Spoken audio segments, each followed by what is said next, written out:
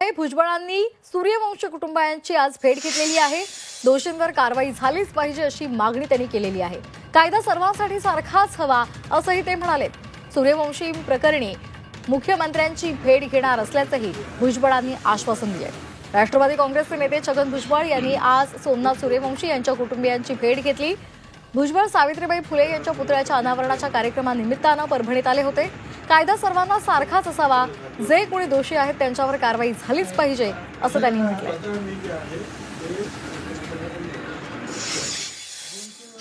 आणि कारवाई ही सगळी माणसासाठीच असतात। कायदा सगळ्यांना सारखा आहे, त्याच्यामुळे जो कोणी दोषी असेल त्याच्यावर कारवाई झाली पाहिजे। आता त्यासाठी जे आहे मी त्यांच्या आईना भावांना वगैरे भेटलो।